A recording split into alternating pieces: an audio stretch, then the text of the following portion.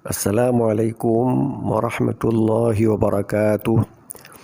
Alhamdulillahilladzi farada alaina as-siyam wassalatu wassalamu ala sayyidil anam.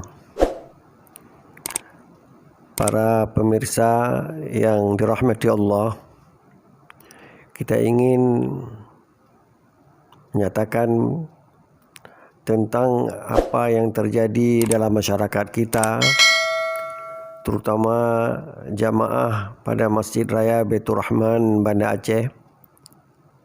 Mereka telah menunggu kedatangan bulan Ramadan 11 bulan yang lalu, dan ketika sampai bulan Rajab, mereka berdoa, Allahumma barik lana fi Rajab wa Sya'ban wa ballighna Ramadan.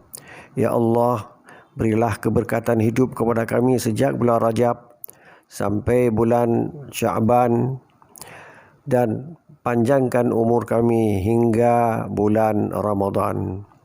Antusias menunggu tibanya bulan Ramadan kita lihat di hari pertama salat tarawih.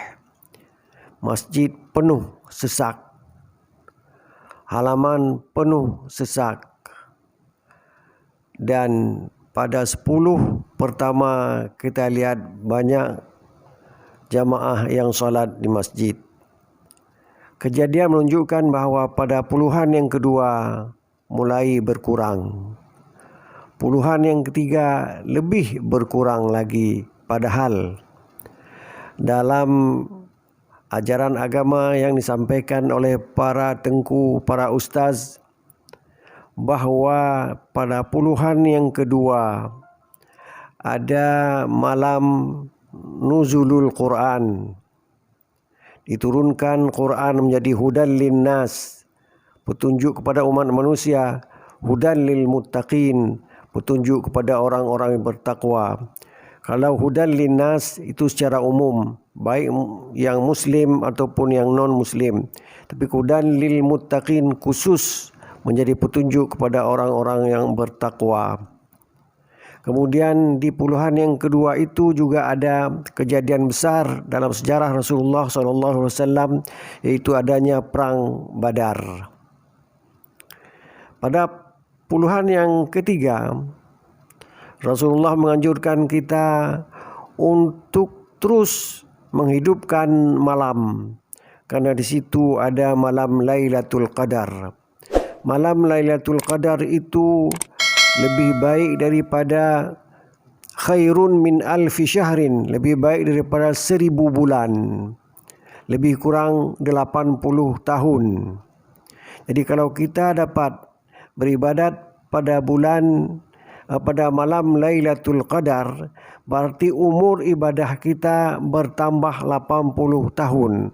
Kalau umur kita 50 tahun, kita tambah dengan 80, ya berapa umur kita? Sudah lebih daripada 100. Kalau dalam kehidupan kita mendapat 2 atau 3 kali Lailatul Qadar pada tahun yang berbeda, tentu umur ibadah kita sampai 300 tahun. Dan balasan daripada Allah Subhanahu wa taala tentu syurga yang kita masuk melalui pintu khusus yang diberi nama dengan Babur Rayyan. Jadi orang yang berpuasa masuk melalui pintu khusus, persis seperti kita lihat di bandara. Banyak pembesar-pembesar yang masuk melalui pintu khusus, sementara yang lain harus antri baru masuk. Mudah-mudahan kita termasuk orang yang akan masuk ke dalam surga melalui Babur Rayyan, pintu khusus itu. Sekian dan terima kasih. Wassalamualaikum warahmatullahi wabarakatuh.